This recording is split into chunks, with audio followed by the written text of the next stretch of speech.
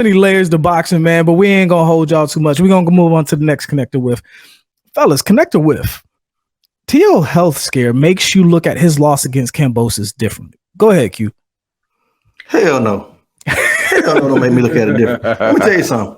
If you want to say you couldn't breathe, you got asthma, bro, like you had all that time to whine. He didn't have to pause and catch a breath when he was whining about how he won the fight at the end of it. And then another thing, you never know. He could have had some oxygen cut off because he said he won 11-2. Now don't do him like that. He did have some confusion. Part of the oxygen that went to his brain. And he did say that. He did. 13 rounds and right. So hey, T.O., don't get mad at me. You still one of my favorite fighters. I'm just messing around. Go ahead, Q. Yeah, T.O., you still dope. You a dope fighter, man. But you know, you got to eat this crow, man.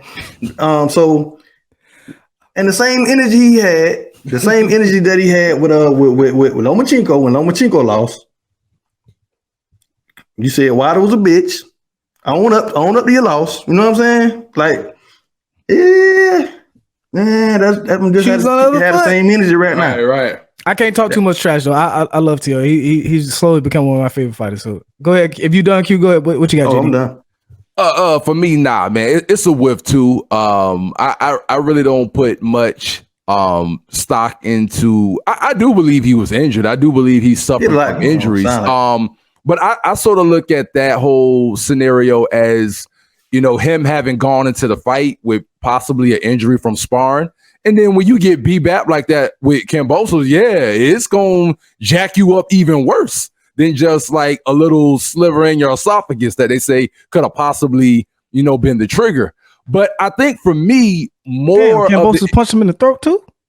Yeah, well, what they say the whole thing they were started saying he with could like have killed him if he'd punched him in the throat. Yeah. I mean, but what I do think, I was actually just being funny. And here's the part, here's the part, honestly, that I really think mess with T.O. more than the physical ailments. I think is the mental ailments.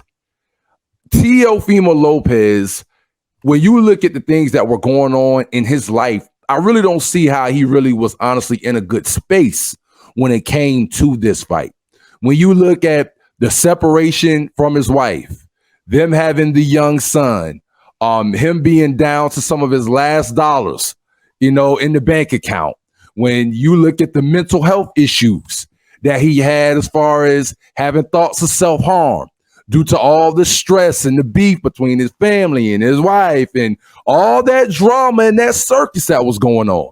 Then you talk about, again, with the monetary issue, then you talk about how T.O. was discussing how he was squeezing down to 135, and because of his money being jacked up, he couldn't even afford the nutritionist that he typically had because his money was so low. So he spent $250,000 though. He couldn't get it. Yeah. He spent, but even when as it kept getting postponed, he said he sort of ran out of money to really keep up that rigorous type of diet with them in the house with him. So I think it was a lot of stuff outside of the physical ailment that got him in. I really think it was T.O.'s mental, in my opinion, as to what really held him back in that fight against Kambosos. But I'm glad he's moving up, but I do think T.O. can bounce back and still be an excellent fighter. I'm not one that thinks want to get rid of his dad as trainer. Yeah, I don't think that one loss, any fighter should ever be written off. I think you have an opportunity to avenge losses and salvage your career by getting back on track. Yeah, do you think he's gonna be able to do it without making a change in his corner? I don't mean like get rid of his dad, but similar to what who was it? Devin Haney. What Devin Haney did. Yeah. Like, bring somebody else in. Like right. That would be a good move. That would be a good move for him. Yeah.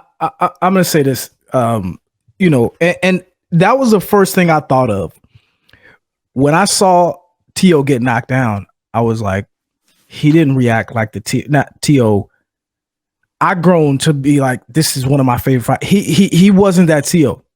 He looked like, okay, I can't lose this fight. And he may have not have panicked in the sense that, oh, he didn't react a certain way.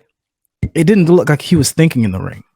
Right. And that's what I meant when I saw it. He didn't make any adjustments really. He started jabbing to the body a little bit, but it looked like he was just going off of instinct at that point. It doesn't look like he was thinking. It didn't look like his head was there. And I told JD, I think it was the next day after, I was like, man, that wasn't the same Tio.